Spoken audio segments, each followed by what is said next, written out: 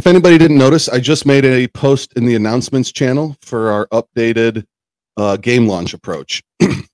So I want to go ahead and read that, go over it real quick with you guys, what we're talking about here. This game launch approach is something that we pretty much decided on around the 3rd week of January as our delay was lingering on beyond what, we thought it was going to.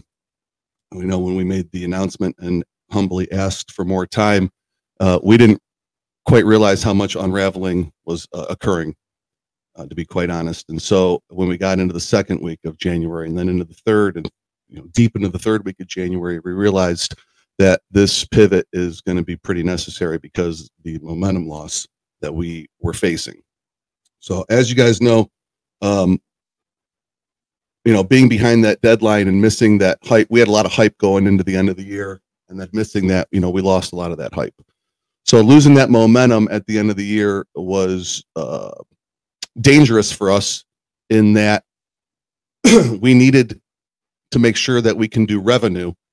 Revenue is what's critical to offset the PVE emissions.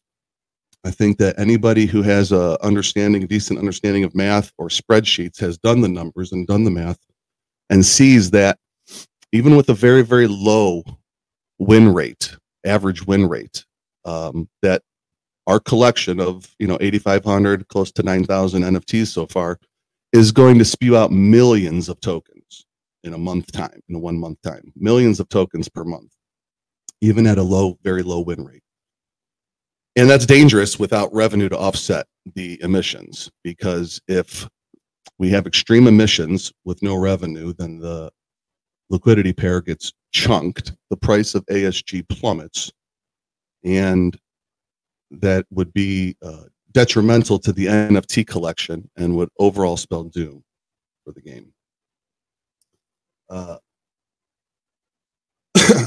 Likewise, if we did not have a very hard win rate and went with a more forgiving win rate, then we would spew even more coins into the economy, plummeting the price, et cetera, et cetera, et cetera. So we were very worried. It was a very dangerous thing to proceed with. And we thought, how can we get revenue, push revenue, and get a base of revenue that will help us create enough offset to the PVE emissions so that the win rate can be enjoyable. Because if the win rate's not enjoyable, then ASG would seem unattainable to most. People are already saying that the demo felt hard, and we all know that the demo was incredibly easy, that the game is going to be a lot harder than what the demo was back in September. And we don't want the game to be unenjoyable. We've said all along that the game, it's critical that the game is fun first and foremost. If it's not fun, people won't come and play it. It has to have a level of fun to it. And if people play day after day, 10 energy over and over, and they can't get a win, then ASG is unattainable to them and they won't come back. They won't be a part of our ecosystem. So we don't want that. We do want to have an enjoyable win rate. We put a lot of effort into this game and a lot of time to develop it. We don't want people to want to turn their back on it because it wasn't fun for them. So establishing a win rate, establishing a revenue first and foremost is going to be critical. So we decided to launch PvP first, as PvP is a revenue generator for us. And we will use that revenue to push back into the LP to offset PvE emissions. So that's the basic gist of those 2 announcements. They wouldn't all fit in one announcement, so I had to break it up into 2. But I would want everybody to go read those 2 announcements so you understand where we're coming from. And then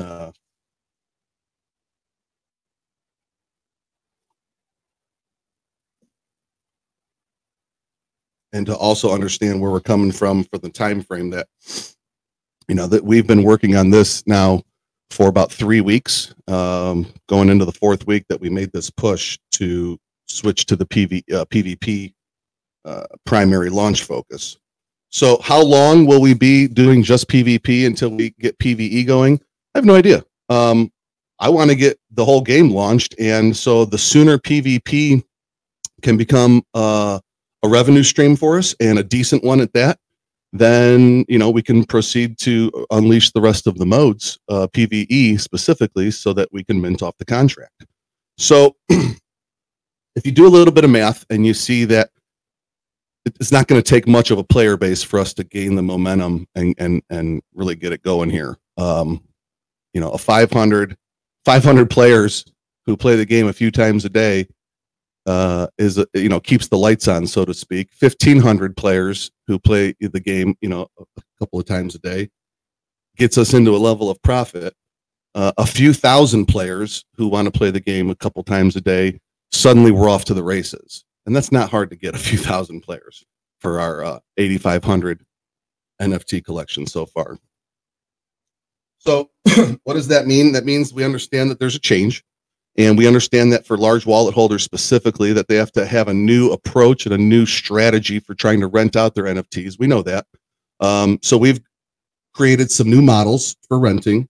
The Walshies have helped us devise these as well. So we've got some pools that are tailored more toward flat fee rentals than they are toward revenue splits. Revenue splits don't seem to pan out as well in the PvP scope as they do in the regular PvE scope. Get back to my screen here. There we go. And so we got some flat fee rentals contracts, flat fee pool contracts that we can use to try to help the rental portions during this PvP launch, beta launch, whatever you want to call it. The next thing that we can talk about in this AMA is going to be minting. We've decided we're going to suspend minting for now, starting on March 1st. We're going to suspend minting of new NFTs, so that way we can focus on building the player base for the existing NFT owners. We will bring back minting when we bring in the PvE mode, and we will bring it back at a price that is tailored toward the current market conditions and the current floor prices of the gods. So we don't know what the price will be when it comes back particularly. Could be the same. I don't know. It could be higher and it could be lower. We don't know. It's going to depend on where the value of the collection is at that time.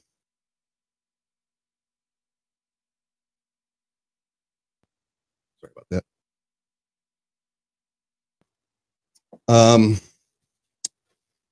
The next thing we can talk about is,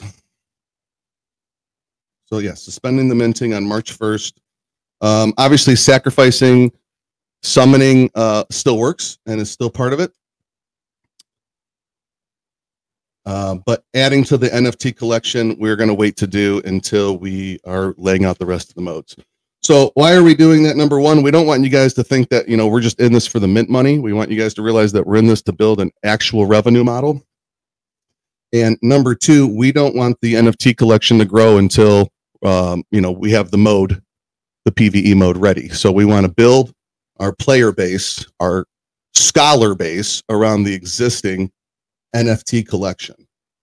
So we have an roughly 8,500 NFT collection. It'd be nice to see the player base get to 15 or 20,000 at this NFT collection size, and then we can allow more minting. I think that would be a mathematical goal for us to achieve. That would give us the ability to have a higher demand than supply in the rental marketplace. I think that's important for the owners of the NFTs.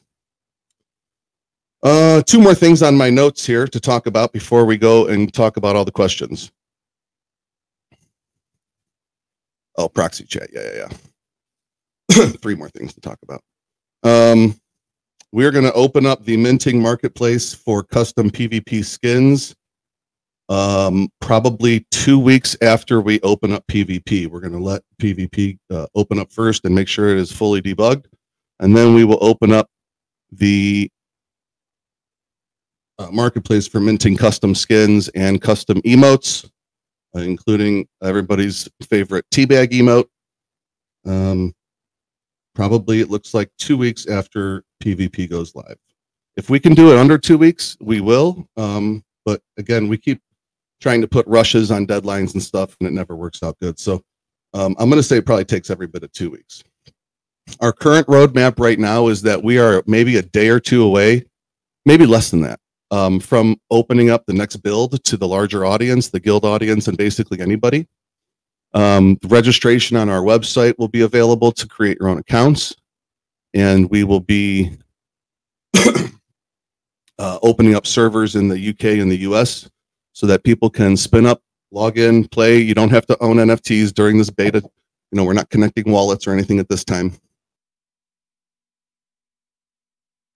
And that would be, I hope, by tomorrow, but it could be Thursday. I don't know. In the next day or two, that build should be ready to go out. When that build goes out, we are going to hold off on finishing the polish to the game, and DB is going to turn his sights toward the last of the contract work. The contract work that needs to be done right now is basically just finishing off how the wager system works. And speaking of that, you know, we have to get away from calling it a wager system, because technically, as part of our terms of service, these PvP matches will be held as individual tournaments. They are tournaments with payouts, buy-ins and payouts. A lot of local jurisdictions have rules and laws against esports and gambling that are prohibitive, but they are very welcoming and encouraging to tournaments. So these single mode PvP matches, BR matches, are basically single play tournaments that you sign up for. Is how the terms of service is going to read out for those. Oh, I see some people talking in the chat here. Well, having said all that, let me go ahead and read some of the comments here, and we can get into some questions. I'm going to scroll up. Go for it. Just read it. Sad face. True. I agree with the math portion. It didn't look good until MMORPG is live. I see Dr. Yaz with a comment. What about Wazder skin? I don't know. Wazder skin should be, I mean, it's done. We haven't technically talked about it in any of our meetings. Probably just because we've had other things that we've been focusing on. The Wazder skin is like basically on the back burner. I don't think we've talked about it in actually a couple months. They're done. I don't know. I don't know. DB will have to come up with some better answer for that. I don't know what to say about Wazder skins. I think we're waiting to distribute them when we are live, I think. Anybody else with any questions, you want to raise the hand or put them in the chat. We can start talking back and forth. I'm pretty much done with my notes. I have one more note I want to talk about, but I'll do it at the end.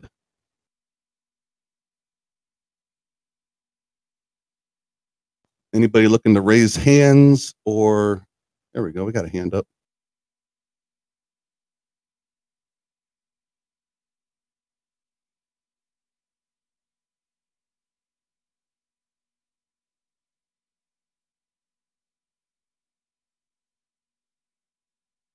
To speak, right? No? Did it work?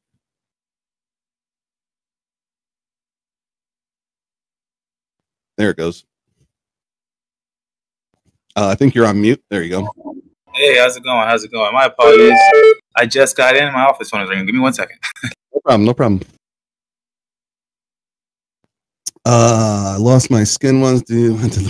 Could you please tell me all the roadmap updated when items, armor, weapons, land, passive income, rental, stacking?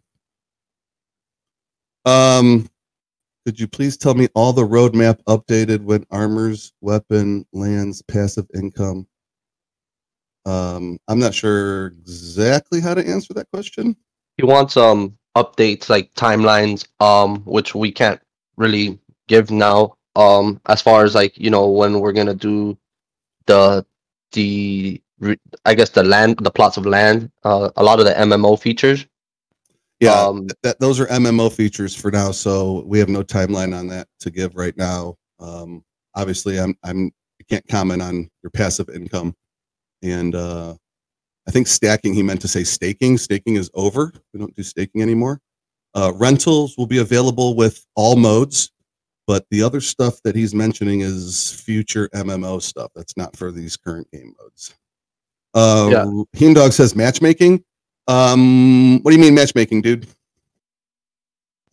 There's 8,176 NFTs minted, but only 1,518 holders. What percentage playthrough are you forecasting for PvP based on the 1,518 holders? There's actually, those numbers aren't exactly accurate average. There's actually about 2,400 holders roughly. There's still people who haven't proceeded with the migration process. So the holders data is a little skewed right now if you're looking at NFT trade. But what is the percentage of playthrough are you forecasting for PvP based on 1,518 holders? Percentage of playthrough. Are you saying what percentage of owners do I think are going to play PvP?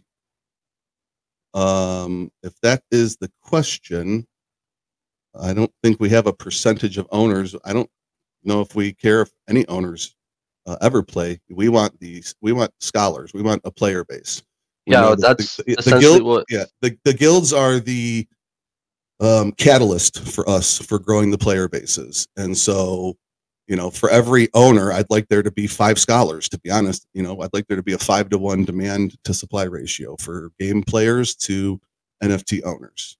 As far as who plays how much PvP on the owners, I don't know. I don't know how many goal owners essentially are real gamers.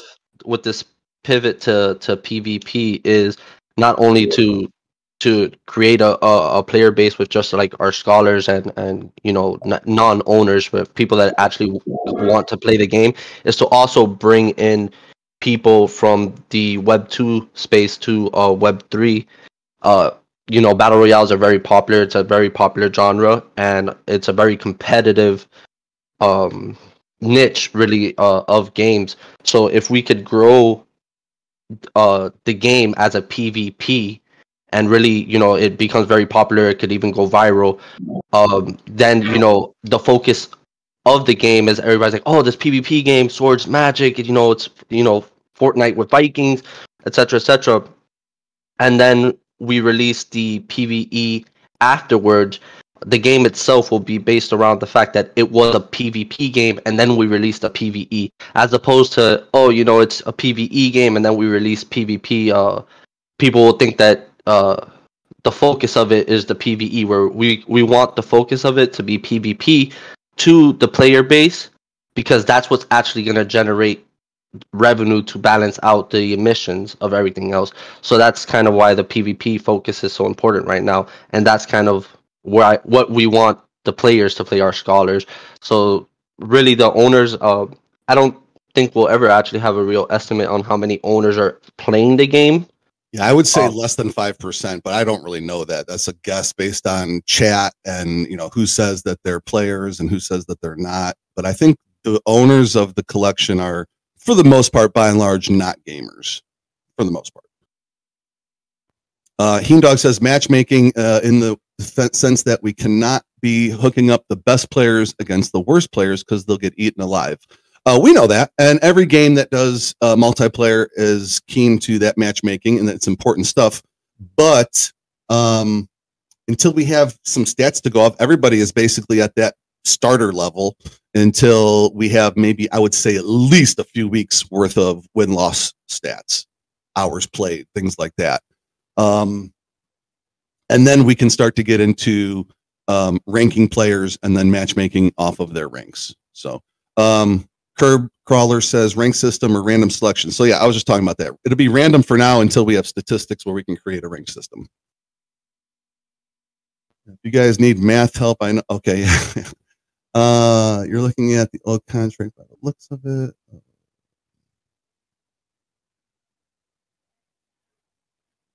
Some people are going to get wrecked. That's the nature of PvP. Yeah, those same people are going to go out and they were going to get wrecked in PvE anyway. I think people forget that you'll have a better chance of beating other players right now than you will beating our bosses, because our bosses are tuned to be so incredibly difficult. Because if they're not, then like we just said, the emissions rates would be very, very high. and it would spell the end of the game, the game's liquidity.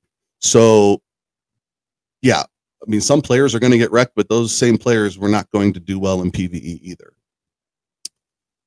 What's the new rental setup? How are the flat fees configured, and how does this affect guilds, scholars? Great question.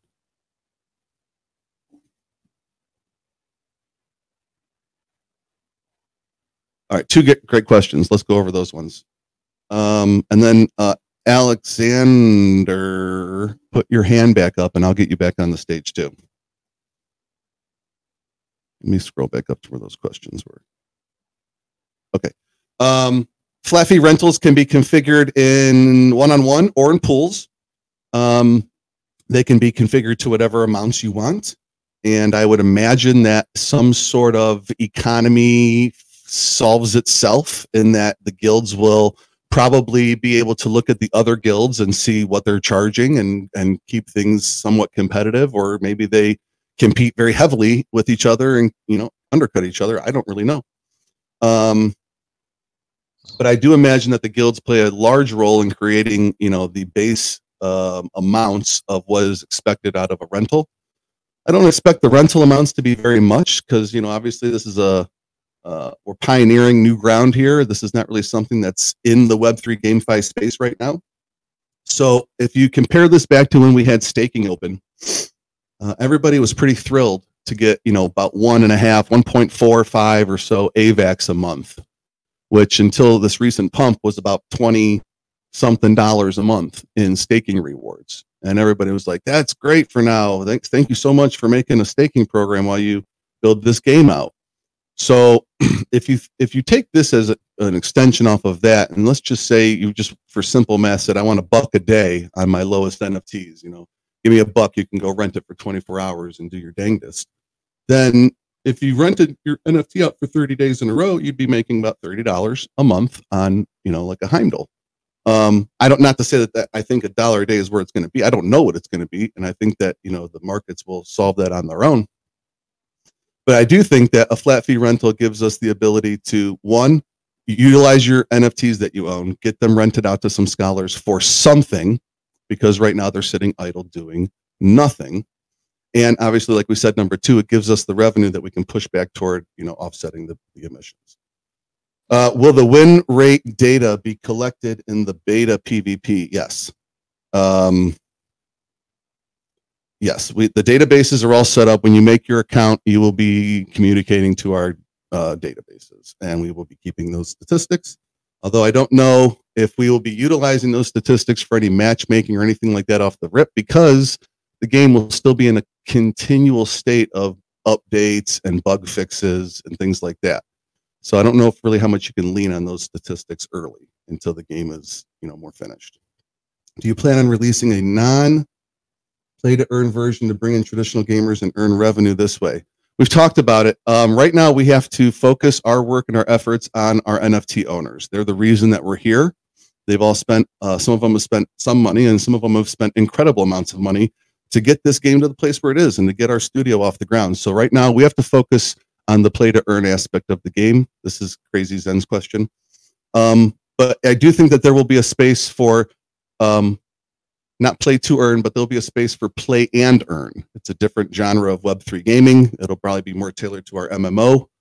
Play and earn, where you would not be play to earn, where you don't need victories to play. You play and grind your way to some earnings. And so that would be something that we look to do in the MMO. Are tournaments set up by NFT rarity? Thor against Thor, Odin's against Odin's, etc. That's a good question. It could be. I do know that the survival mode each week, let's talk about that real quick. So as PvP gets played, as you know, so if you create a match of 10, we're going to take 10% of the ASG that's entered into that lobby, and it's going to go quote unquote burned, but it's not really burned. That's the ASG we're going to put out the following week for the kitty of the survival mode. So the survival mode will play per tier, Heimdall versus Heimdall, Freya versus Freya, Thor versus Thor, Odin versus Odin. And you will enter, you'll pay a small ASG entry fee, and you will record your high score. High score of the week will win that tier, and you'll win your portion of the kitty, 1/4 of it. And that kitty came from the previous week's PvP burn. So that the more popular PvP gets, the higher that number gets, and then the more popular the survival mode gets. So the two play off each other in that regard. So I do know that survival mode is set up by tier. PvP tournaments, I mean, I know that the BR lobbies are not going to be by tier. They're going to be all spread out. Odin is a beast. They all have a base level of realistic ability to kill each other. We basically made Heimdall first and then built everybody up from there. But I guess we could do some tournaments like that. I don't really know. I guess we could, but it's not really something that we've decided per se. What's the new tokenomics with PvP mode from owner side that would rent their NFTs? The tokenomics are tournament style wagers, basically. So when you play as a scholar, you'll be able to set your wager amount. Say you want to enter a lobby that everybody's putting up 1 ASG. Other people might want to get in a lobby where everyone's putting up 5 ASG. But whatever, some people might want to do it where they're putting up, 15, 20 ASG. I don't know. But we will match make people to get them into a lobby. That pool of money will get split down to the top 3 in that 10-player lobby. Basically like a 60-30-10 split. So the third place basically gets their entry back. Second place is in with some winnings, and first place is in with a good amount of winnings. So every single PvP BR lobby is basically a 30% fixed win rate. Top 3 out of 10 are going to be in the money. Excuse me. So I hope that answers that question. Are there any plans for any future 4K texture options, ray tracing? King Beans. Yeah, we have upgraded graphics coming. So right now we're on a universal render pipeline through Unity, but our finished product will be on a high definition render pipeline. So there will be 4K graphic textures, ray tracing options, all kinds of additional video and graphical options. Correct.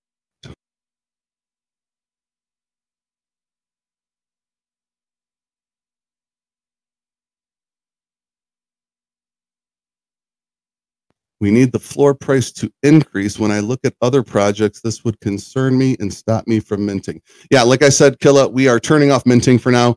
The focus is on creating monthly sustainable revenue, and we will allow the mint collection to grow when we are opening up the PvE mode and we are minting ASG off the contract. So for now, as of March 1st, we're going to turn off minting, so the collection will be whatever it is at that point. If players are logging into play, will there be a leaderboard and player stats available in the dashboard for us to monitor our progress? There is a player dashboard. Do you mean for your progress or for owners to see scholars' progress? Because you'll be able to see your own statistics.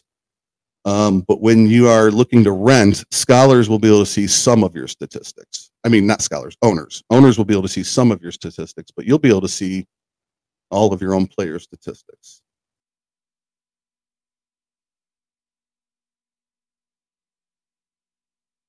Yeah, guilds are gearing up. They want to cater to the owners, and they know that they need to grow their player base. I think guilds are the catalyst for our success. I've said that over and over.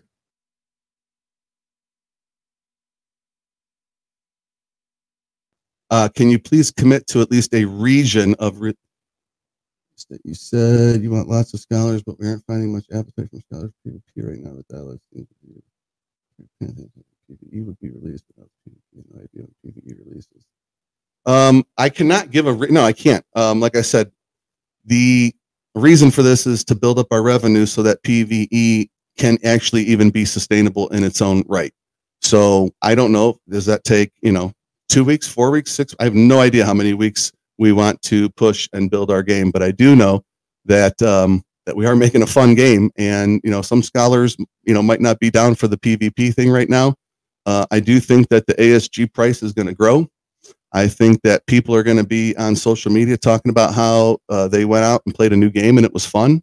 And I do think over the course of the coming weeks that you will see this be probably one of the most popular games on the Avalanche Network, if not the most popular game on the Avalanche Network.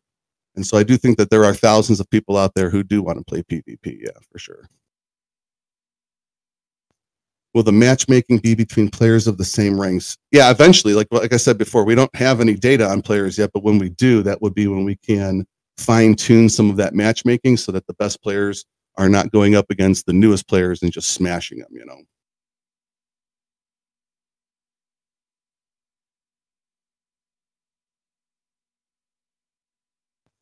If you build a big player base to release PvE, then your emissions on PvE at a later date will be far greater than what is currently projected, which is unsustainable. Well, you're not actually doing great math. That's kind of a broad, arbitrary, sort of assuming kind of statement. And no, we don't have any reward reductions thoughts. Our thoughts are not to, take from you. It's to build up revenue so we can give more to you. I know other projects in the past, stumble, and when they stumble, they say, "Oh, we just have to cut rewards. It's the only way we can be sustainable." That's not really true. There's a million other ways to be sustainable, and our way to sustain is to build revenue. We want to build revenue so that our revenue sustains us, not a chunk away from the owners who have gotten us to this point so far.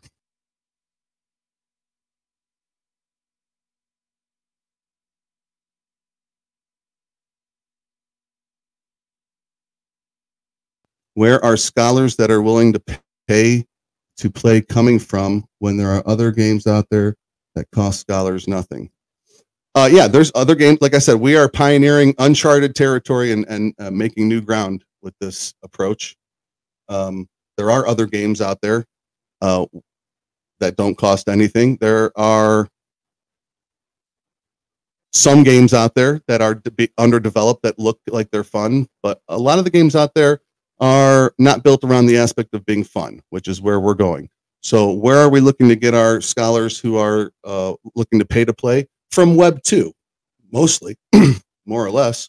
We want to build a game that is fun enough to compete with Web 2. So Web 2 players who are willing to go buy V-Bucks are instead willing to come play our game instead, in a nutshell.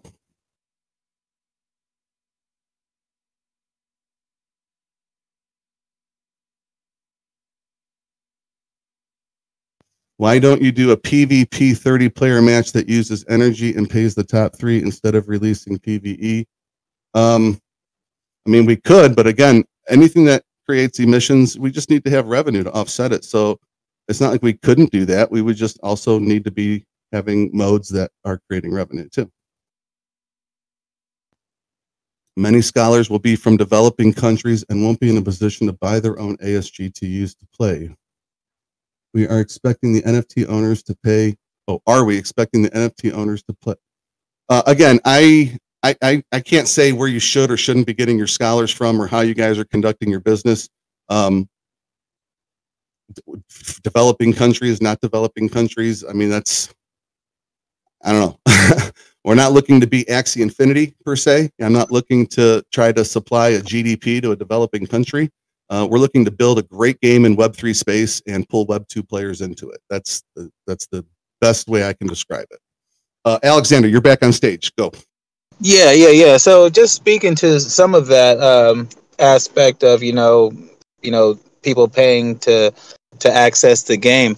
Have you guys thought about possibly creating like a bounty program where you guys could have people doing certain tasks around social media, advertising for you, getting the word out to earn them the ASG to play the game? I think that's a great idea. No, that hasn't been talked about or thrown our way yet. That's a great idea.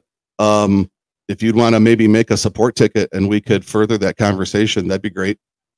Okay, awesome. Yeah, we'll do. That would be something that Atomic would jump all over and would look to coordinate and help get that word out and all that stuff. So that's like kind of more in his wheelhouse. But yeah, I think that's a great idea. Do some sort of promotional things so that way some of these concerns about scholars not having that initial ASG could possibly get their hands on some. Yeah, that's a great idea. And then just create essentially an army of people out there pushing the game for the team, just because they're trying to earn that free ASG to actually play. It's going to be all over. try to get that little bit of free ASG so they can go get a few free games off of their efforts out in the social media world. I think that's super smart. That's a great idea. Yeah. All right, I'll definitely create that ticket. Yeah, let's talk about that. Hey, you got anything else for me? Any other great ideas? I'll take all the great ideas you got. Yeah, I'm driving right now, so I had a couple things wrote down in my office, but I forgot to bring them with me. So I'm gonna do the safe thing and get off the line. All right, yeah, get off the line, but yeah, open that ticket when you get done driving. All right, awesome. Thank you. Anybody else want to raise their hand and come on up here and chat with us? I'm gonna go back to reading some of these comments real quick. I can tell you what we're planning on doing in Bifrost if that helps anyone. Go ahead. Yeah, I'm going to read some of these questions while you talk. So instead of doing, we're going to offer flat fee rental for one-to-ones is what I've been building. But in the Bifrost ones, we're thinking of doing no win, no fee. So basically, people can come rent from the Bifrost Guild with all of NFTs, and we will only take a portion of the ASG if the scholar wins. So if they put up 10 ASG and it's 100 ASG pot, and they win 70, we'll take a percentage of that win to go into our pool to be split between all the owners. So I don't know if that makes it easier for people. So you're saying like if they wager like they get into like a 10 ASG match and they lose, for you guys it's just a swing and a miss, try again? Yeah, so it doesn't cost them to basically rent the NFT in the first place and then cost them ASG. It's only if they win. So they can use a Heimdall, use whatever NFT that they can get hold of. And if they win a game, instead of them getting, 100, they might get 90 ASG for winning. So they'll get slightly less, and then the pot will get split across the whole pool. So that's kind of our thoughts of how to do it in the Bifrost Guild. I don't know. We'll have to have a word with Council of Asgard and Odin's. What is it? Odin's Berserkers. Yeah. Berserkers. And see what they want to do. You guys have great ideas. Even your first idea of pooling in the first place, and with Alexander's last idea, there's the community is going to have a lot of great ideas. Some of them aren't going to work, but some of them are. And and spreading those out to the rest of the community, like you guys could hoard your own ideas and compete heavily, but it's like what you just said right there. Let me reach out to the other guilds and see what they're thinking and what they're doing too. Like everybody wants to pull the ship in the same direction, and that's that's what's going to help us survive and be the best. Yeah, I think we need to try not have barriers to playing the game, and if we can have NFTs for people to rent that don't cost anything, then that's one of the barriers down. And then they're going to have to put up their own ASG, but obviously they'll win slightly less than what they would if they were to own their own NFT. Yeah, that makes sense. But yeah, that's what we're thinking in the Bifrost Guild. That's what I've been writing into the bits of coding. I've been doing in background for the website and stuff. So I'm going to get to a couple of these comments and questions here. Underscore, why not cap the ASG that you can wager based on NFT rarity, where Odin's can wager the most and Heimdall's can wager the lowest? I don't think that's productive. I think that's maybe a little counterproductive. There's going to be some people who are absolutely beasts at the game, but they prefer Heimdall's teleport and how hard his melee hits and stuff like that. And that they'll use Heimdall's skill set to earn them the most, and maybe they don't feel that Odin plays to their strengths or something. So I'm not sure. I think everybody's going to find their own niche for their their spell play and their god play, but it is tailored because Odin's are the most expensive and the least populated, and Heimdall's are the least expensive and most populous. That it is tailored that Odin's got a couple more cooler things. Like, for example, Odin has Odin's Raven. He has a defensive spell that covers him from every angle. He has a defensive spell that does damage back, things like that. Heimdall's defensive spell doesn't do the damage back that Odin's does, and it doesn't bubble out the same way, and he doesn't have a Raven and stuff like that. So I don't know if capping wagers like that really does anything for anybody per se. When will PvP be released? The next build for beta for the community to try. Should be released any day, like maybe today, tonight, tomorrow morning, tomorrow afternoon, something like that. PvP going live. I don't have a day per se, but it's getting really close. So they're going to work on entering the wagers portion into the game. That should take them maybe a week or so. And then after that, we just have to polish the game to a point where we're ready for, the masses to see it and that we feel proud about it. What will rule set be on PvP tournaments? Is it like the Pantheon demo, time limit, and whoever gets the highest score elimination? PvP tournaments will be however we set the rules up for that particular tournament. But the mode itself, the base PvP mode, will be a 10-player BR, where the top 3 get the payout. But of course, like there'd be all kinds of other cool modes we can do, and we're all ears for whatever you guys want to see in the game.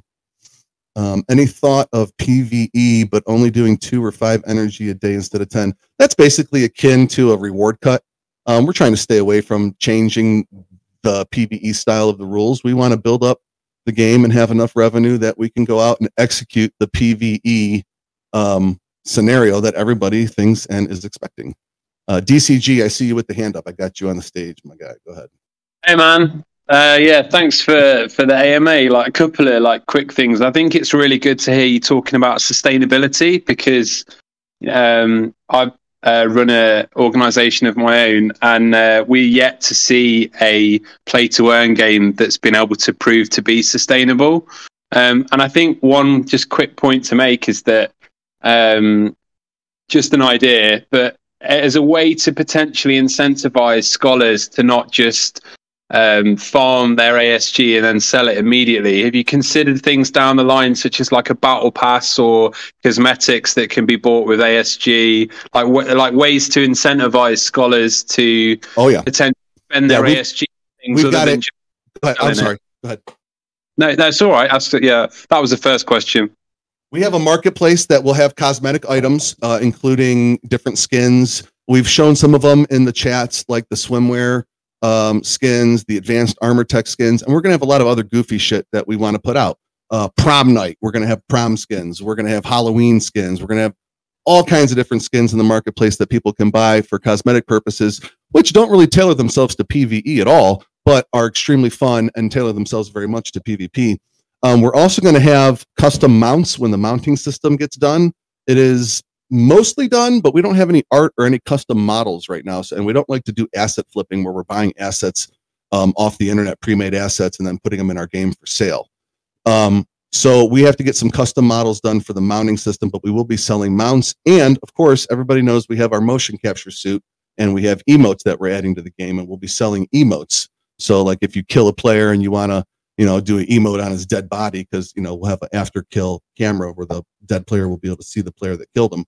All those things will be able to be purchased out of the marketplace, and they are all NFTs in their own right. So you may want to buy a skin, and then maybe you don't want that skin no more. You go see what you can get for it on the aftermarket. All of the skins, all of the things that go into the marketplace will be limited edition, so they will be for sale, and then when they're not for sale, they're gone, and that will help them keep an aftermarket value. So you may have a limited edition emote, and that emote might be extremely popular over time, and you might want to sell it for a profit or something like that. And then as far as battle passes go, we have talked about that once we have a populace of different things in the marketplace, then we can start to bundle up packages that we can sell. But again, those things don't tailor themselves to scholars playing PvE and farming ASG, because what's the point of wearing a new skin or having a new emote if you're playing by yourself against the AI? Those things really only tailor themselves to the PvP experience. Yeah, I think seasonal stuff and ways to be able to flex is bang on. Just giving scholars ways to be able to spend their ASG other than just selling it as soon as they get it just is a really good way to do it. The second point I was going to make really quickly, and then I'll shut up, was we hosted a tournament for Gala Games with spider tanks, and we were able to get about 20 different guilds quite quickly to participate. And you were talking earlier on about tournaments and the ability for people to be able to play without NFTs.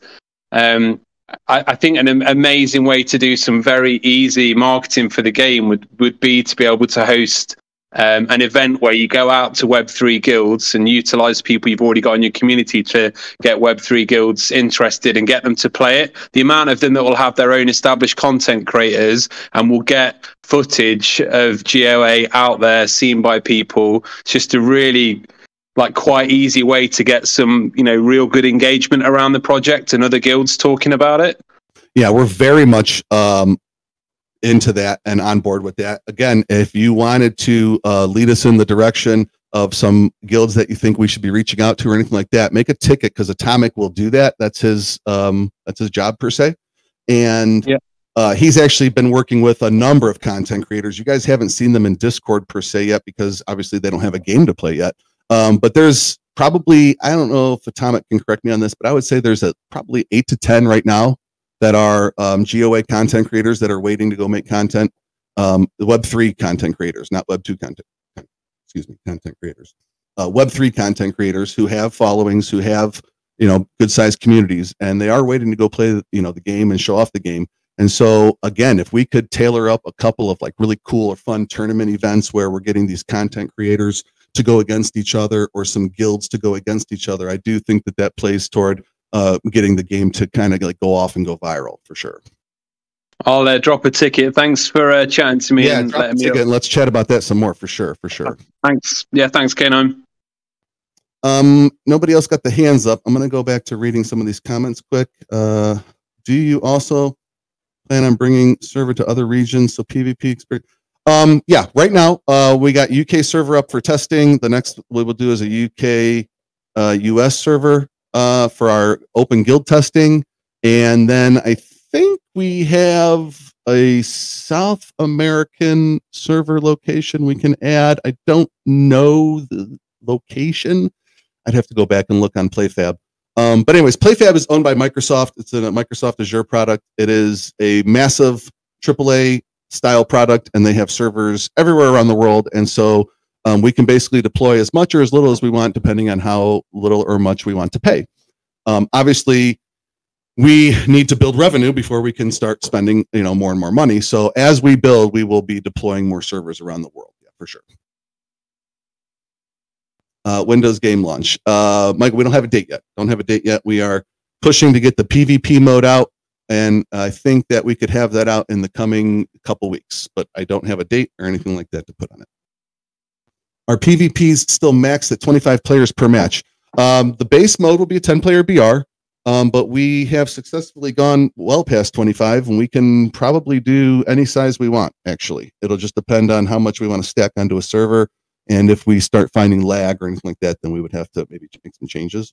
But no, Deer Zone, we can make some really cool tournaments. So we could do 50, 75 player tournaments, probably even 100 something player tournaments, all on one big ass map. It could be very, very fun. King Beans, what is your plan to convert Web 2 users to Web 3? Social media and content creators is the main plan, and creating as little barriers as possible for them to obtain NFTs and use them, as far as no upfront rentals. There are some talks of possibly pre-packaging rentals with small amounts of ASG. So the guilds have a lot of great ideas, and I think that there will be a number of different ways to usher in Web 2 players.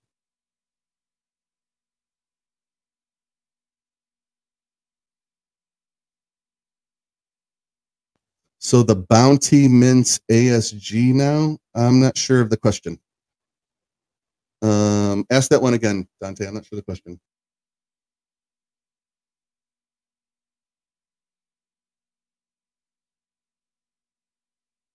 JC, we've talked about doing our other half of our LP on a non-stable token. If you want to talk about more specifics or ideas you have, I do think that you have a bright mind. Go ahead and make a ticket and let's talk about it some more. I can't say that yes, we're going to do that, but I definitely don't want to say no, we wouldn't do that. So yeah, let's talk about that some more for sure.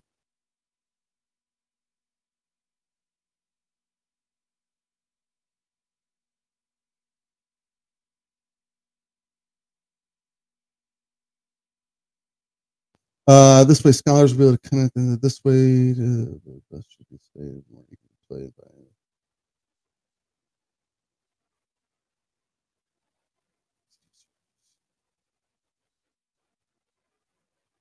Yeah, well, the intention, I mean, sure, I guess it has a twofold intention. I mean, we don't have anybody connecting wallets yet during the beta test because we need to get the server statistics. But if it also serves the purpose of letting people get a chance to get their eyes and feel of the game and get them maybe like a little bit hooked to the game so that they want to come in and play and be a part of the economy, then yeah, that's a great thing too.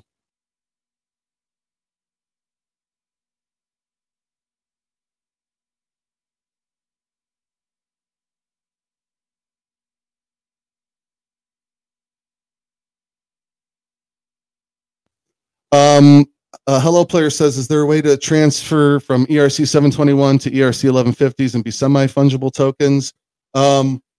We would have to create a new contract and do another migration, so probably not doing that, but we do have plans for semi-fungible tokens in the MMO game. Semi-fungible tokens, we believe, are part of the future of Web3 and GameFi, and we think that they definitely have a place to play.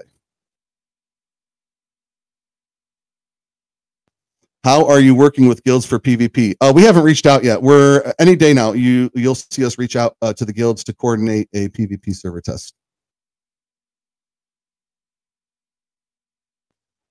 Will there be an observer mode for PvP, and will match replays be recorded? Shit, that's a good idea. An observer mode. That would be awesome. That would be very cool. I would like to see an observer mode. I don't know if that's doable or not. That's sort of a DB question, but that would be very cool. I had some ideas for observer for PvP, mainly for smaller PvP, not really for the larger PvP, mainly because you could tell other people, hey, this person's over there. But as far as like, arena style, like, 4 to 10 player PvP, and it was like a smaller sort of setting where like you could have a bird's eye view of everything. There's really no point in telling anybody, oh, like this person's over there. And which would also, would be pretty cool in this in the sense that various people could watch these people. It's kind of like a Coliseum sort of setting. Yeah, I thought of something that would be very cool. An arena sort of setting. Yeah, I like that a lot. Max says, maybe you said it already, but what exactly is slowing down PvE launch? Is it primarily the lack of revenue concern from the last few months of hype train? If enough revenue had been raised, would we be ready for PvE launch right now, or is there still more development needed? So there, basically, it's not that there wasn't enough revenue generated. It's that we feel that we need sustained revenue, or the game will not last very long. If there is not sustained revenue, then it will take probably 30 days, maybe 40 days at the most, before there is no LP really left. Or if there's so little LP that the price of the token is plummeted through the floor. So it's the fact that we want sustainable revenue to be able to sustain ongoing emissions. That's really the goal. Would we be ready for PvE launch right now? The boss fights are done. The AI is not technically networked. It was around January 25th where we had this meeting that we're going to pivot this launch to PvP. So since the 25th, we've been networking the other players and focusing on the PvP instead of networking the AI. So the boss fight is done. We would just need to network the AI. And as far as like logging in and like using up your energy and all that stuff's all set up as well. So development wise, we're not far from launching really anything. It's the fact that we don't want to launch and see all of this hard work and all of this development and all of your guys' time and patience and following everything fall to shit because we didn't have good foresight and good planning. And that would be it would be typical of some DeFi protocols that we're all very familiar with. But we don't want to be reactive, we want to be proactive. And I think that's the approach we're taking. This is massive tournaments for the most part. As far as development goes, PvP is much harder to get going than PvE ever would be, mainly because all of the enemies would be controlled by the server, whereas opposed to PvP, it's you have the player input, you have the lag compensation, you have a lot of aspects. So PvP is actually much harder to make than PvE. PvE doesn't take long at all. It really is just a matter of what Kane and I was talking about ongoing sustainability and actually having all of the revenue from PvP to be able to support emissions in PvE and whatnot. Yep. Barely says kill cam would be cool. We already have that, my boy. We just haven't put it in the build yet. Kill cam is done and it is in. We can set the variable for how long we want to watch the kill cam before you spawn back in. And in the BR setting, I think we only have one kill cam set up. So what we need to do is add in functionality to switch to other live players so you can watch other people too. But the kill cam is well on its way. It's mostly done, and it is very cool to watch. It should have a watchable kill feed. Yeah. Some people disagree on whether or not there should be a spectator mode. I think it would be very cool. I think there's ways we could preserve it from being abused too.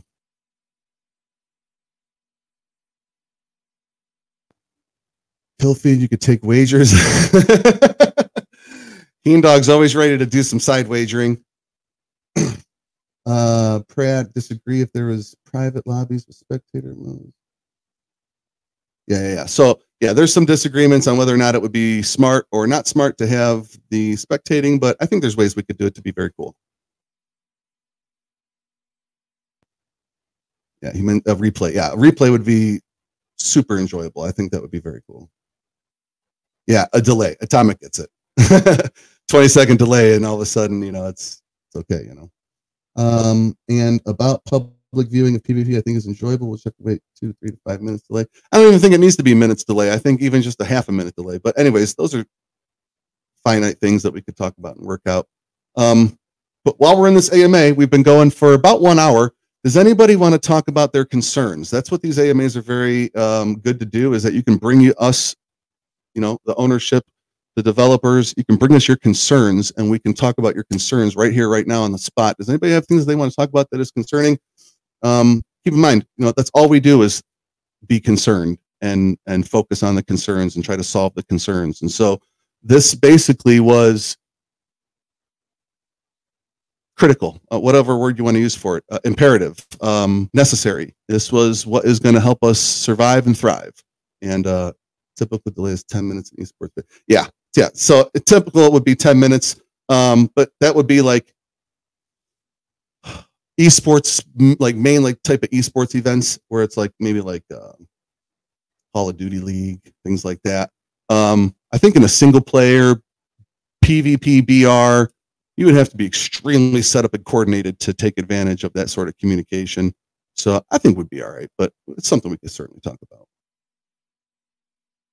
How long after GOA will we get details on a future games roadmap? DB, how long after GOA, or I guess let's ask it like this. I'm sure we can talk about the future roadmap at some point in 2023. When are we ready in 2023 to talk about the future? Summertime? I think summertime would be a safe bet that we could start talking about the future. Again, our goal right now is to make GOA our flagship product and to have our flagship product sustain us going forward. If we can't create this flagship product, then what's the point of talking about the next product? So I think summertime we'll be talking about what's up next.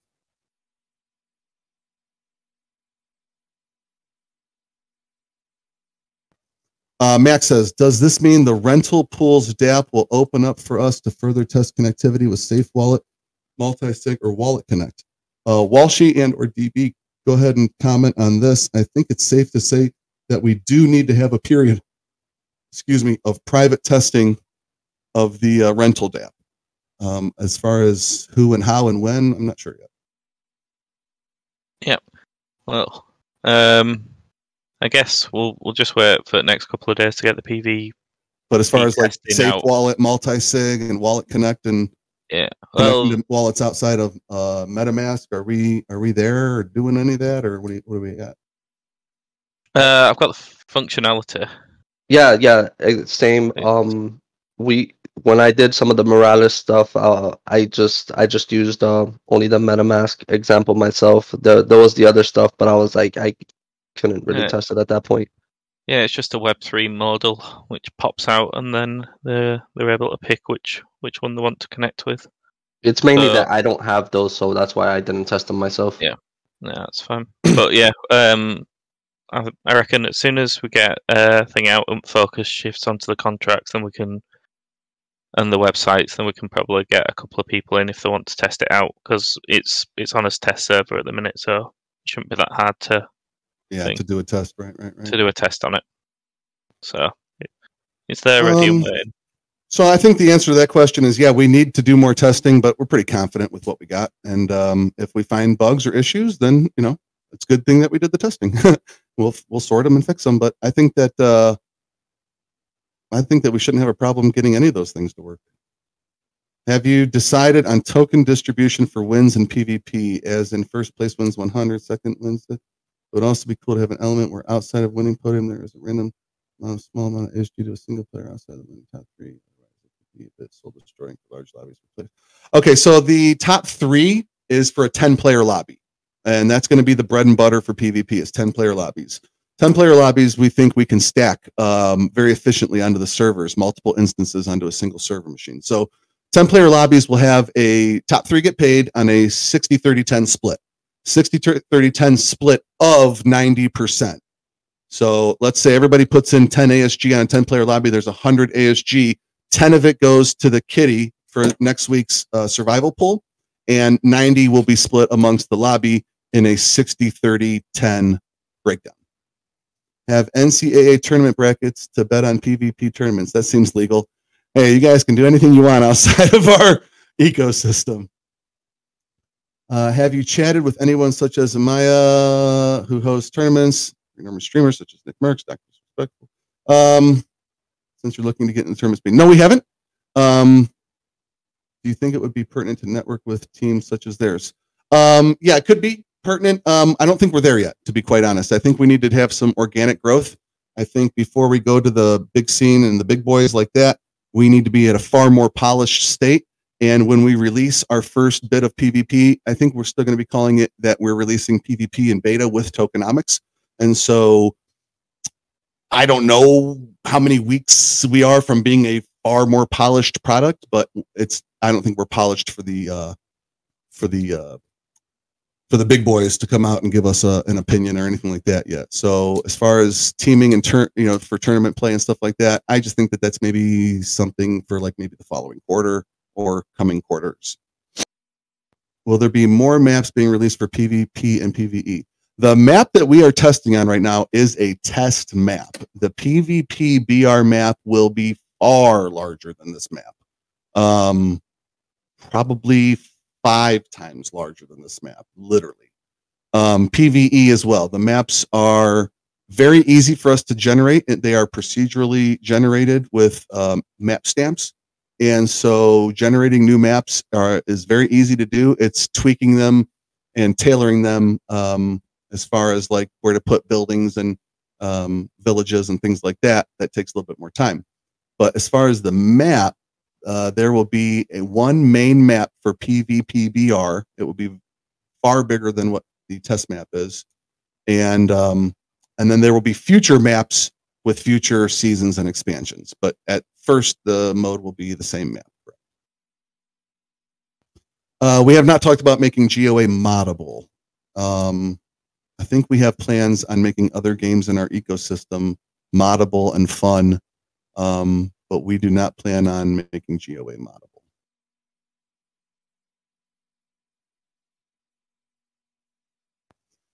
We don't have them set yet because we haven't created the game in the high definition render pipeline in Unity, but once we do that, we will be able to figure out what our low end specs are and our high end specs are.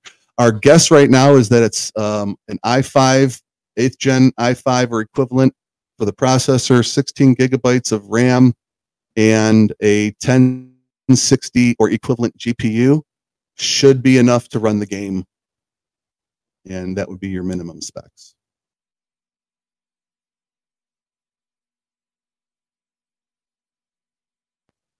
New white paper is probably a good idea. So the answer to that is yes, I will make a new white paper. Right now, there's only one teabag emote. There's a taunt. You know what? Let me just share my screen. I'll show you guys what emotes we have real quick.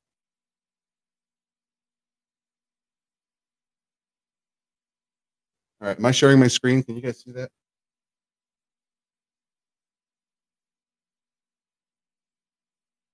Yeah, you're sharing. All right.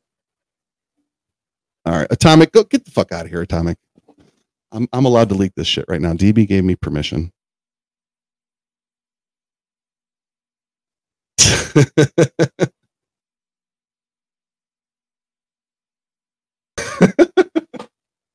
All right, let's go. Let's go.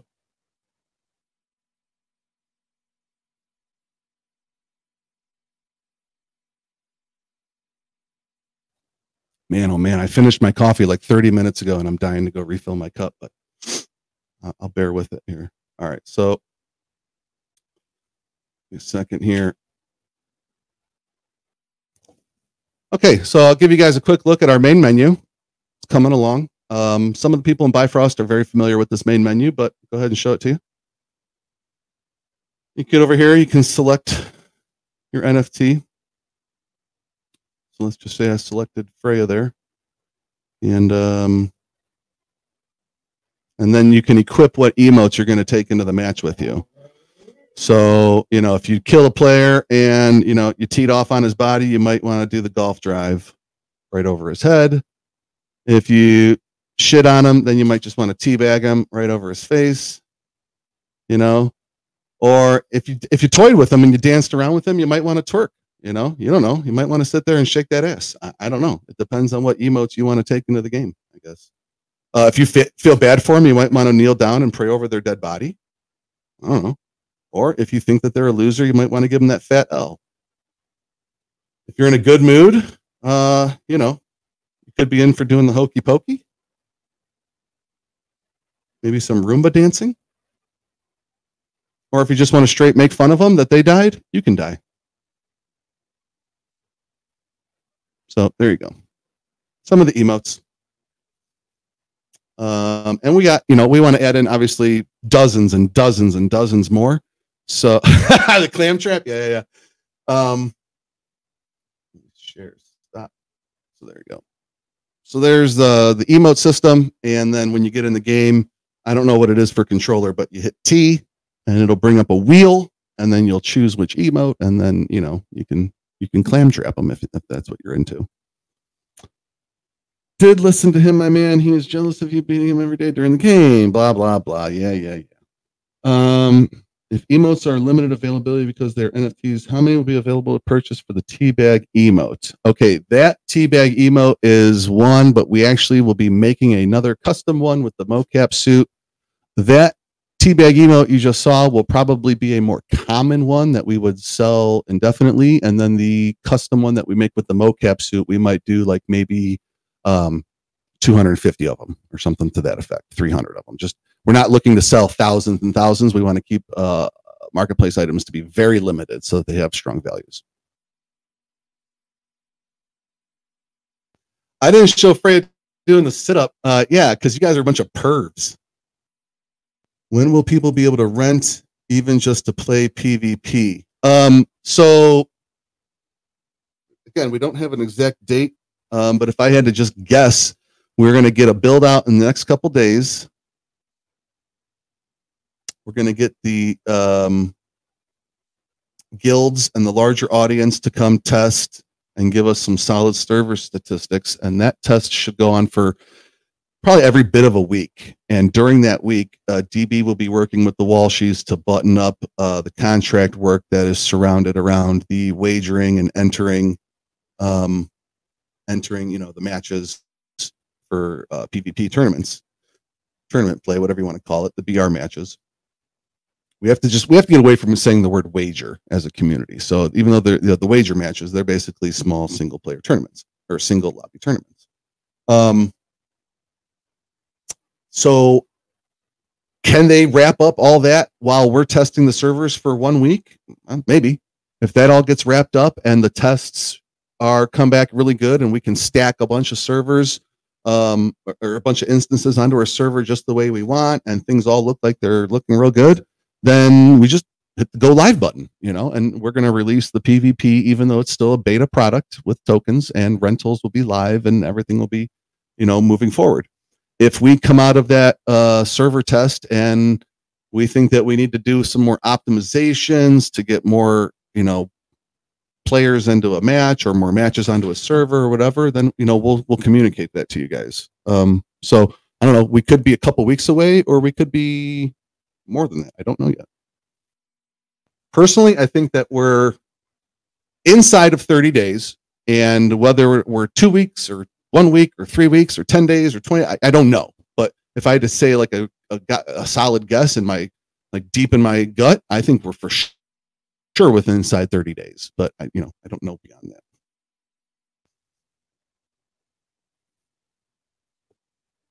No. You'll be able to set your mins and maxes of what kind of lobby you want to enter. Some people will only want to enter lobbies for 1 or 2 ASG at a time or 5 ASG at a time. Other people will say, well, geez, for that little amount, I don't want to pay gas unless I'm wagering at least 15 ASG. So, we want to make sure we're pairing people in the right matches. People that want to play for 15 or 20 ASG don't want to get stuck down in a match for 2 ASG. And people who want to play for 2 ASG don't want to get up in a match for 25 ASG. So you'll be able to set minimums and maximums, and then the matchmaking will take place like that.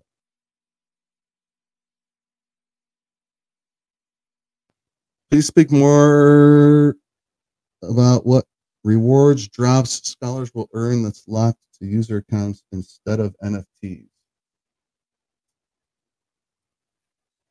Not sure what you're asking there. Can you want to raise your hand maybe and clarify that? What he's talking about is rewards for winning various matches or like server-wide events. I think that's more MMO related stuff, but I could be wrong. He's typing. Okay, yeah, let's get rewards for scholars. Not sure what you mean for rewards outside of winning.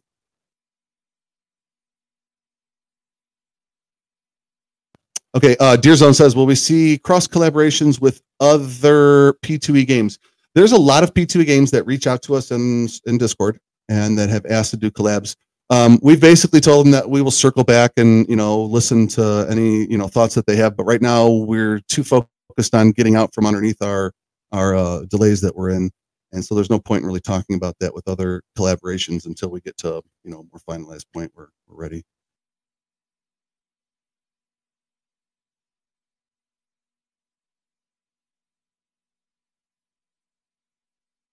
I do know one thing that we could talk about that is not NFT related is that there will be unlocks. So as your player plays and levels and grinds, you will unlock certain things. For example, okay, yeah, you can DM me too, and I can try to answer it better for you. You will unlock certain things. So like, for example, the mounting system will be in the game, but until you grind a certain number of quests, side quests, like, even though you're in a BR match, there's still going to be side quests. And until you grind a certain number of them, then you will not unlock the ability to go get a mount. Things like that. So there will be things that you can unlock for your player account that are not NFTs. I don't know if anybody's been watching Mabus on the last few nights. Mabus has been working on a new special secret Mjolnir upgrade, I guess you could call it.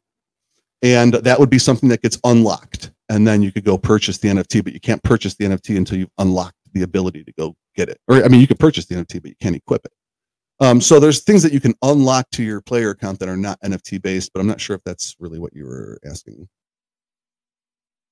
Scuzzy is typing. What's he got for us?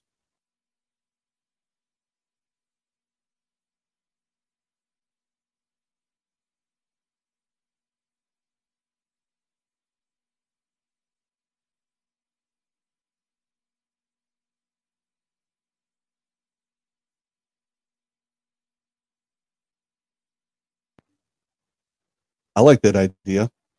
I actually like titles too. I don't know how you guys feel about titles, but certain titles that allow you to show off your accolades, I think are also fun. Where you're in the pregame lobby and the lobby is filling and building. You can see other players' titles that they've unlocked.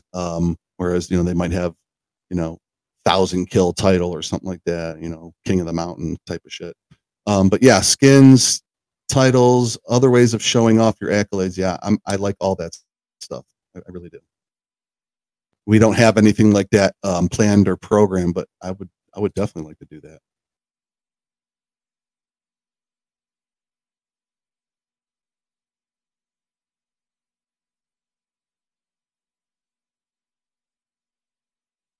So anyways, while these other questions are coming in, again, just to review the no plans for Mac version.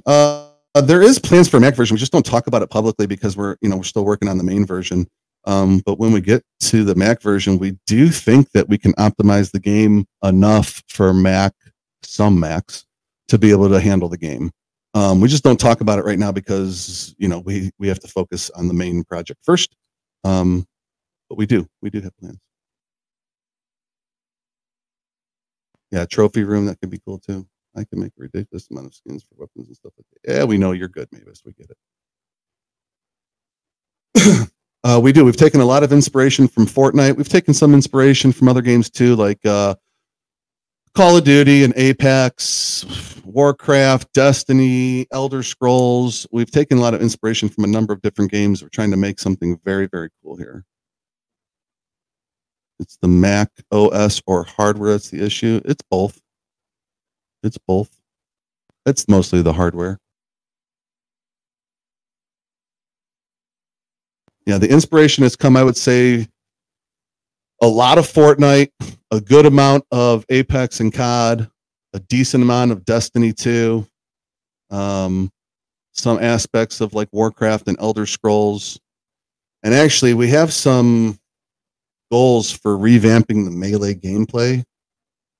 Probably leaking information right now, but one day there will be definitely leaking information right now. One day you will log into a new build that has an entirely new Melee system that is not so swing and hope and is more slash and dash. So that's coming. And that actually is sort of inspired from like a number of different games, but one that I truly like is Star Wars Battlefront 2 has some great melee in it. So yeah, we've taken inspiration from some of the best games, I think. Oh, Atomic, come on. I'm allowed to leak some things, guys. That's my role. What else we got? We are. Like I said a little bit ago, we have some tickets open from other projects that do want to do some partnering and work together. Right now, it's important for us to, get our product right first and foremost. TR, yeah, let's show off the launcher patcher. I'm glad you just said that. I'll show my screen again. All right, is my screen? Yeah, my screen's up. You guys can see it. So it's coming along pretty good. Here's my icon for the launcher.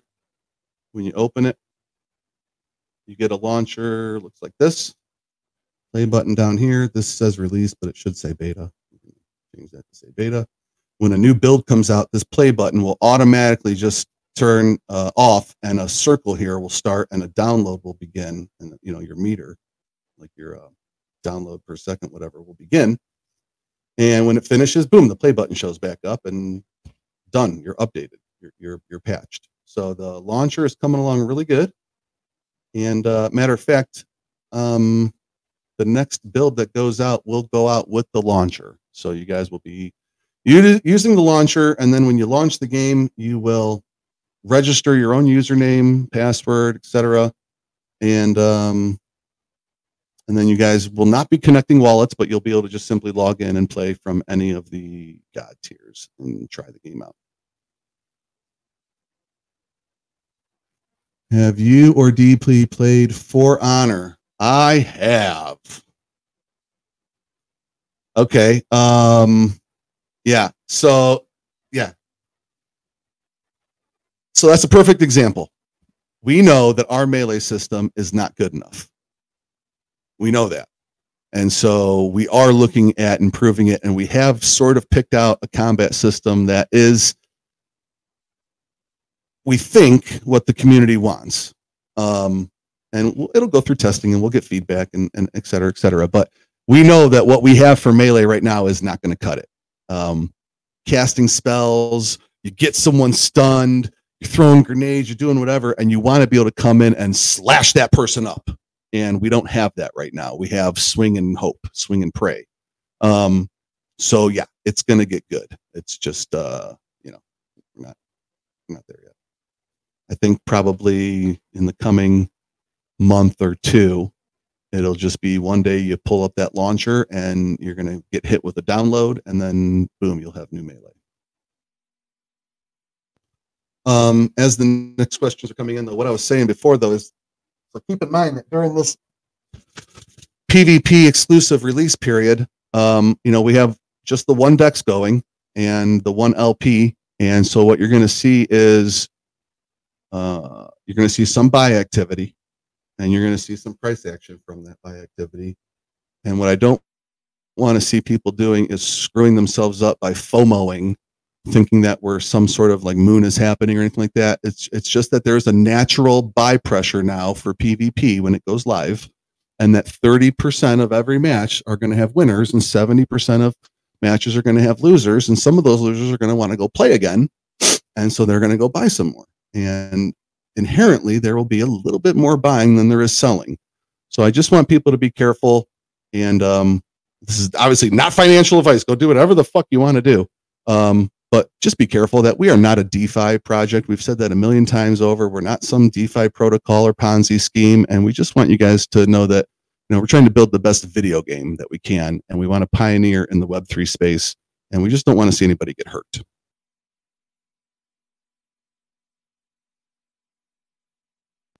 Yeah, Fallout 76 has some cool stuff to it. I do like their co-op, the way they co-op their plots of land and stuff like that, and building up their little plots.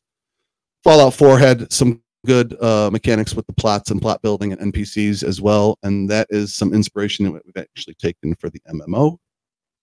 Yeah, we talked about I don't know if you guys saw, we had leaked a video a while ago of the building system, where you were able to place floors, build up a wall, and things of that nature. Me and K9 were actually talking about something like Rust, but that being most likely a separate mode altogether, or some sort of extension of the MMO. But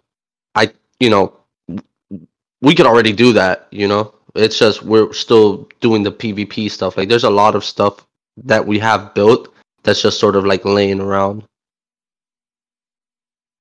Yeah, building stuff into the game is kind of the easy part for these guys. It's bringing it to the network state that is far more tedious and hard. Are you building a website that new people can sign up and get information? Sure. Yeah, so he just talked about that. We're going to have patch notes. We're going to have, I said earlier, I'll update the white paper, and then we will have other videos that go out with new spotlight videos as far as movements and player controls and things like that, because so much has changed since the demo.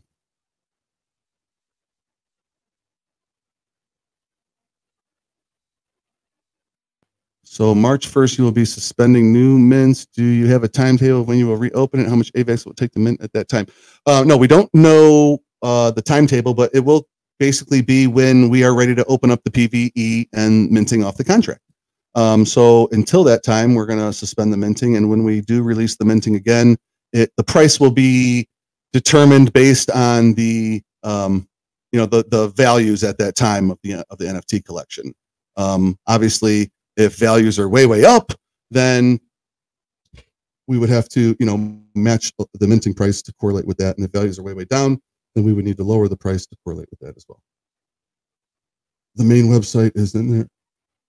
Don't want to crap on anything here, but Pirate Nodes released a game which was wager only, and it wasn't all that great response to it. I know this was meant to be P2E, but going down this PvP is no longer P2E, at least in the early days. It needs a free mode, non-wager mode. Kind of, but at the same time, comparing or trying to do an apples to apples comparison of us to Pirate game is not exactly apples to apples, in that I don't really know many Web 2 players who are dying to sit down and play Battleship. I don't know many Web 2 players who are dying to sit down and play a bugged version of Battleship that was quickly exploited. But you know, like we all know, we're trying to build something that's not been done before, and you know, trying to bring in that Fortnite player, that Apex player who's bored, you know, and wants something new and wants to do something different. I mean, if we're telling me that there's not 5,000 people out there who are bored in Web 2 and want to try something new and different, yeah, right, there sure as hell are, and there's a lot more than that. So another thing to sort of think about is a lot of games that you play. Some of them are free to play, but quite a few of them are you have to buy the game in order to play. So people are wasting money just to buy the game. People are wasting money on V-Bucks and things of that nature. So you know, just making the game completely free to play would actually not be sustainable for us at the current moment at all. Just you know, off of cost of servers, it would be expensive. Is there a target mint price you are looking for in USD when you do reopen? No, there's not a target mint price. What we wouldn't want to do is undercut the current owners, and what we also wouldn't want to do is put a barrier up for new owners. So we would have to try to find some sort of sweet spot. And the sweet spot obviously is going to be, you know, dependent on where the floors are at that time, Heimdall and Freya and Thor and Odin's floors individually and things like that. So we don't particularly have a price. It's more so that the price is going to have to be conducive to what the market is for the collection at that time.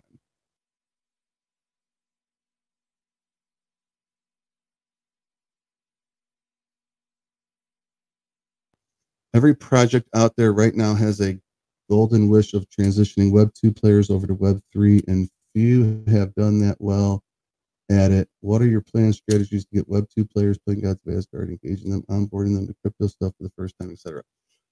So we do have some content creators who are Web 3 content creators, and that's kind of what they do is they usher in people from non-Web 3 space and show them what the Web 3 world is all about, what the video games of Web 3 are all about, things like that. At the same time, we do have some tutorial videos that we've made for how to set up MetaMask wallets and how to use a DEX and different things like that. And we'll be making more of those tutorials for how to help usher in Web 2 players and how to help them understand the Web 3 space. Yeah, getting people to we have some content creators who are going to be putting out live streams, things like that. And I'm not going to be shy about saying that we very much plan on organic growth. I know that every one of you who are in our server are in other servers. And it's just a matter of time when you see the coin price of ASG going up and you see some talk throughout servers and through social space of, yeah, I'm playing this new game. I got a win last night. I got a couple wins the other day. It was really fun, blah, blah, blah. And you start to see some videos on YouTube and Twitter and TikTok. I suspect that organic growth, honestly, is going to be what takes us to the next level pretty quickly. I do think so. And I think it all centers around having a fun game. No, we don't need Gary Vee around here. I mean, yeah, it's nice to want to try to get viral, to be like with the biggest guys like, Gary Vee or, Nick Merckx, in the streaming world or any of that stuff. At the same time, those people are also very quick to shit on a product and piss on a product. And so, we want organic growth. We want people to come in, try the game, and the people who enjoyed it, go out and talk about how much they enjoyed it. That's really what it is for us.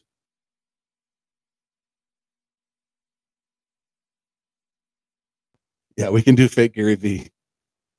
Deep fake. Very gee. Yeah, very gee. There will be a system for referring other. Will there be a system for referring other players to join in? I'm not sure what you mean a system. Do you mean like an incentive program? I think we talked about I think that was a question about an incentive. Yeah, okay, an incentive program. Yeah, we do have some talks about that, and Atomic can talk about that with you more if you have further interest. We do have some incentive programs, especially for content creators, to incentivize them to get their community to come try and play. Yeah.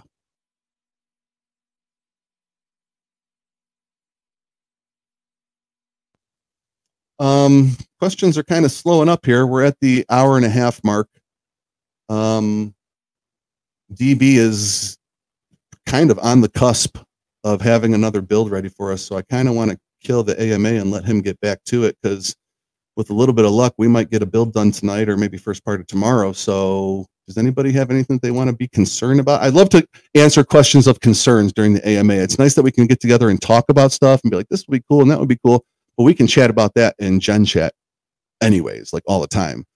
Things that are concerning that you guys really want to talk to DB or K9 about, feel free. Your concerns are lag. Yeah, my concerns are lag too. Very much looking forward to getting these next server tests going, because yeah, lag is definitely a concern for me.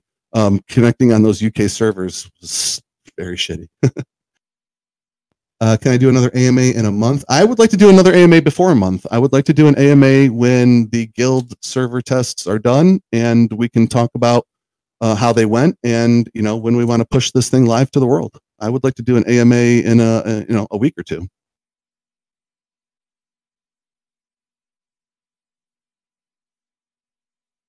Really good, Mac. They performed really good, and we're not even on our most optimized build yet.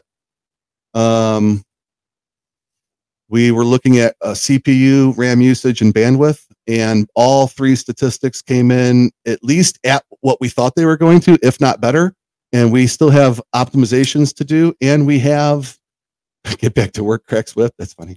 And we have our build on Windows servers right now. We're not even building them and deploying them to the Linux servers yet, which are far more efficient. So things are looking good.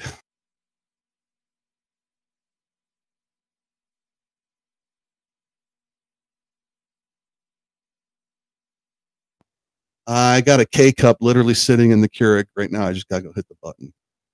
But I'm staying up late. Me and DB want to get this build out to you guys. Like, this is really important to us. We can get you guys playing this. The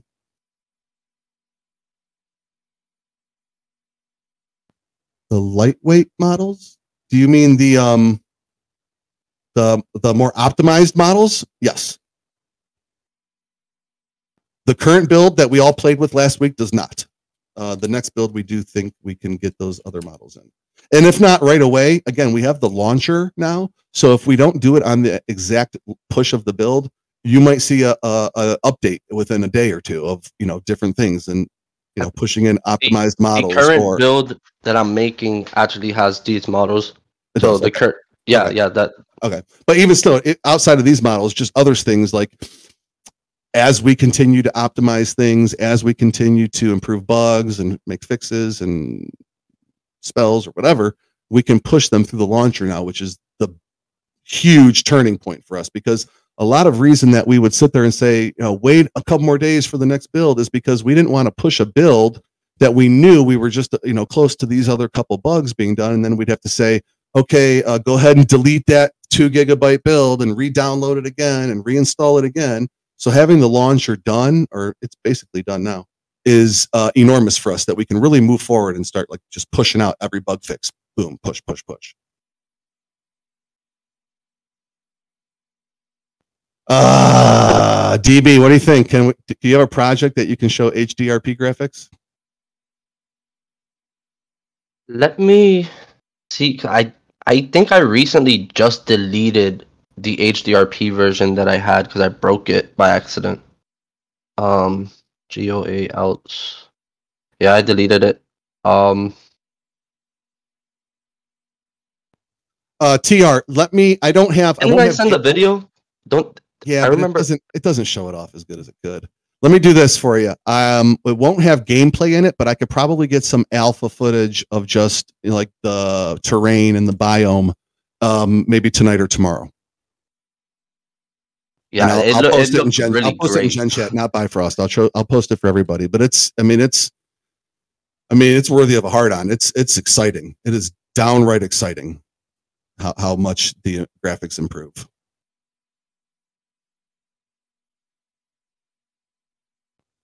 Any questions on rentals? I'm always around. I'll do my best to answer. Yeah, Walshy is great at getting back to people with your specific questions. Even in tickets, he's got the mod role. He can answer questions in your tickets too.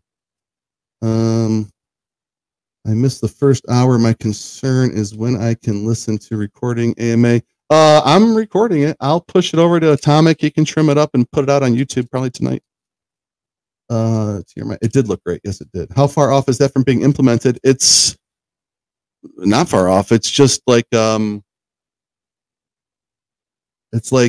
the point of pushing those graphic updates right now when we still have bugs? You know, it's like when the bugs are done, we can bring the polish, and that is part of the polish. Yeah, I found the HDRP video that I had, and it had it.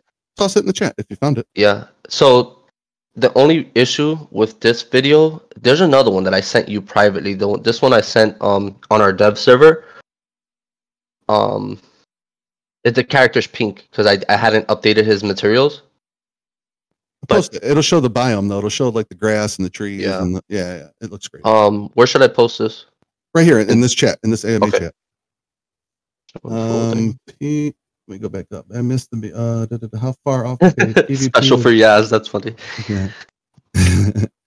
PvP will release first with earning capacity PvP. Oh, that he was answering. Okay. Do you have an estimated release timeline for us? When we release PvP with tokens, like with connecting wallets? I don't have an estimated timeline. I said a little bit ago that I definitely think that we're inside a 30-day period, but are we, 2 weeks, 3 weeks, 1 week? I don't know yet. Any day, like tonight, tomorrow night, I'm not exactly sure, but like any time now, we're going to release that next build for the guilds to go play and do server tests. And we're going to let that server test go for about a week, at least a week, I would think. And during that time, we're going to be setting up the wagers through the game. So when you're in the game, you can set your min and max of the wager amounts that you want to get into a lobby for, and then have that talk to the contract.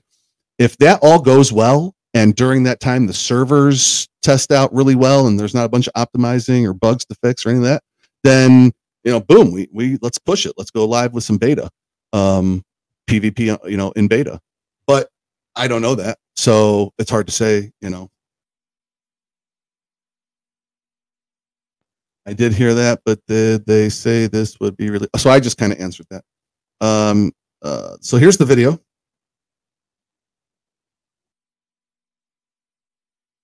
Yeah, look at those graphics. That is good. And yes, we got Yaz's Thor, special Thor skin. Not foreskin, Thor skin. Oh, yeah, that's a good looking video. I don't know, guys. The only other thing I want to talk about, and I'll be putting a message out under the announcements, is that we're kind of tired of our off topics chat being a Thorfi bash room. I don't really care if you love Thorfi or hate Thorfi.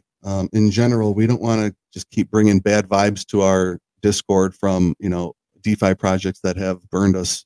2022 was really hard for everybody, myself included, and I would say probably 95% of our community. Some people dodged 2022, but most of us did not. And we really want to distance ourselves from all that baggage. So after today's AMA, I'm going to make a post, and we don't want to talk about DeFi projects in our server anymore. You talk about other P2Es that you're getting into, or this and that, and off topic. You want to talk about the weather, how to use a DEX, or what DEX is best. And I understand DeFi will still be talked about, but we just don't want people talking about this project is shit, that project screwed me. So we're going to get away from talking about DeFi projects in our server. We'll send warnings out when people do talk about it. We're not going to go banning people, but we will time them out for the day so that they get the message. So let's talk about Web3. Let's talk about GameFi, but let's not talk about DeFi protocols and how bad they all fucked us and everything like that. All right, I'll share my screen one more time for a Loki reveal. But it's just a tease though, because we don't have his armor set up. It's just the base model. But for LongFi, for you, my guy, I will show you. I did leak this in Bifrost the other day, so they've already seen it. His weapons are, it's just this model. His weapons are placeholders. He has no armor on. Yes, Loki will be a skin, and he will be a playable character. Reveal quite a bit more, actually, when you think about it with the drop-in. might as well go ride a Pegasus while I'm over here, huh? Facts. I was just thinking that. Like, might as well showcase some stuff. So here's one of his spells. It's still a work in progress, but he's going to lift up into the air. I kind of want him to levitate for an extra second, but he'll lift up into the air. He'll pick a target. Let's say it's this rock. He'll cast to it. He's got a nice little slash dash melee effect. Oh, who's this? Someone attacking me? Get out of here. Okay, and of course Loki is the god of mischief, and so he's a problem. Oh, who is this? I forgot we made the bots. Freya, what do you think? You think you got me? You ain't got shit. I'm invisible. I totally still see you. Well, it's the AI, I know, but players won't.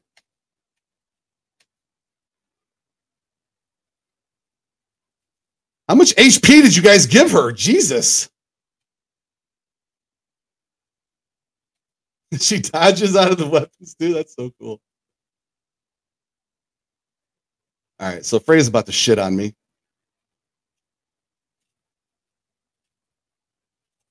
Oh, I can't mount while I'm in combat. That's some bullshit. Okay. Anyways, quick little peek at Loki. Oh, that's funny. How much fucking HP did he give her? My God. She knows. That was funny. Okay, anyways, here lies Beavis. He never scored. No, he did not. So Loki has a lot of work left to do, but he's well on his way. He will be a skin.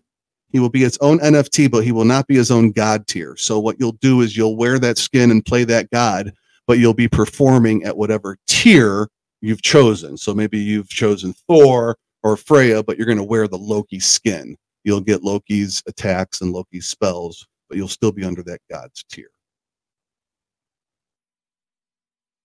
Yeah, we've got alpha of the mounts. We've got alpha of the boats.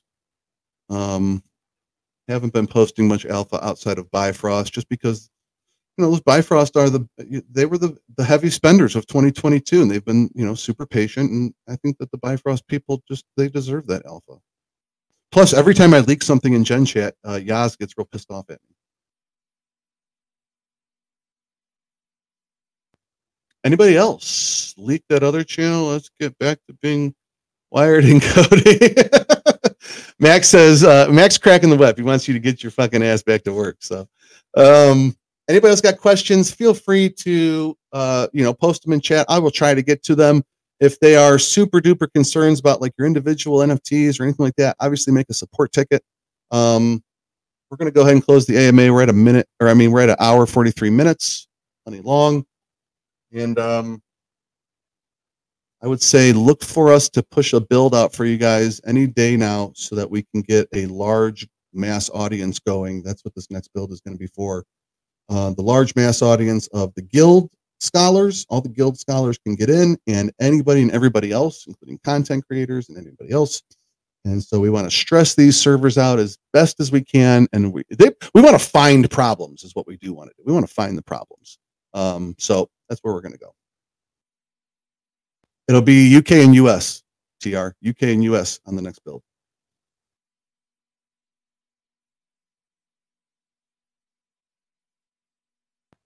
No, the other skins, and Venom, the other skins will be like, it'll be a Freya skin, a Odin skin, a Heimdall skin.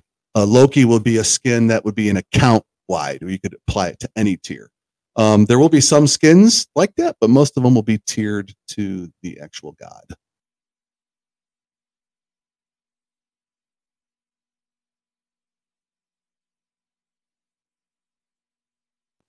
We haven't stressed them enough to see significant server costs. That's one thing we're looking forward to.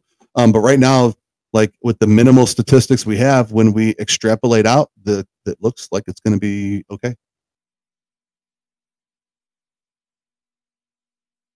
Yeah, we actually have a few updates planned. So what we're planning to do is with this bigger test is get the statistics on, the max people that could join one server hosting various matches. But what we're gonna do for now is we're gonna have individual servers in one VM, And then in the future, what we're going to do is have one giant server hosting various matches to reduce the RAM overhead from the individual servers running on the same computer. So there's still a longer sort of picture, a bigger picture with these tests. Right now, it's just going to give us the base level so we could do multiple matches on multiple servers and things like that. Yeah, that's another thing. A big comparison difference between PvP and PvE. Obviously, PvP comes with a revenue base for us, but it also means that we're playing 10 players into a match and several matches on a server. And under the PvE scenario, we were only stacking one player into a match, several matches on a server. And so the overhead of that was, it grows on an exponential curve. And where under PvP, it actually, it's not linear, it actually plateaus off. So when people were saying, someone said up earlier, like, if you grow your player base extremely big, that would also incur more costs. And it's like, well, they sort of plateau after a certain threshold. There are economies of scale that come into play. So so far so good. The statistics all look really good, very promising. Super happy with how they're coming out, and we're even more confident because we know that we haven't even pushed the limit of optimizing and things like that. So yeah, really, really good. I see Deer Zone's typing. I'm going to keep going until there's no more typing left. Any questions, by all means, ask them.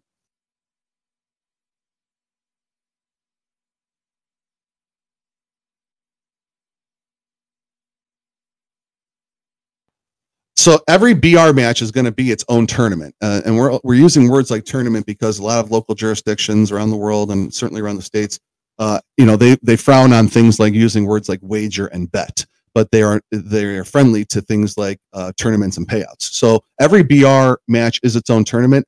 However, also, we do plan on holding larger events, tournament events, and that would be something that would be bracketed, like you were saying, like. We would have perhaps maybe we would host a Council of Asgard tournament event, and then they would sign up in brackets and things like that. And then whoever makes it out of that pool enters the brackets, and then whoever gets out of the brackets gets to the finals, and blah blah blah blah blah. But that would be something that we would schedule out. We would market the event. We would put it on a calendar and like target a date to have that event, and that would be a lot of fun.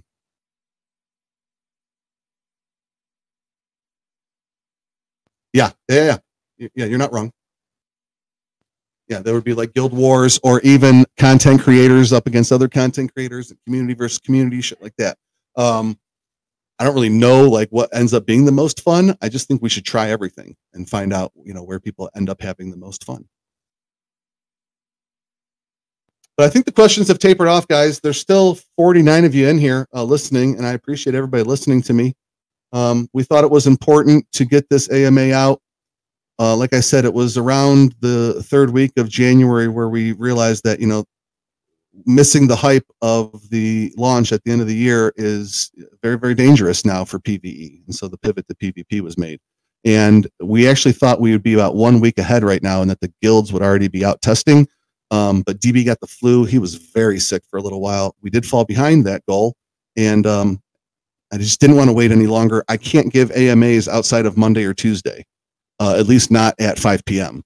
So I didn't want to wait till next week to do the AMA. I would have rather have this build been out so that you guys all could have played it for a day or two, and then we could have came in and talked about the importance of PvP.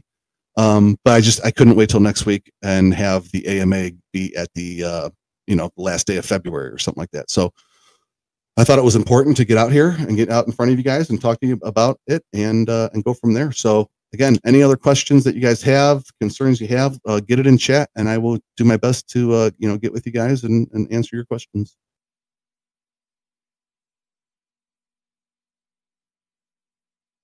Yeah, Walshy likes the Guild Wars too. So that's it, guys. I'm going to end the recording. We're at 1 hour 50 minutes, and I appreciate everybody.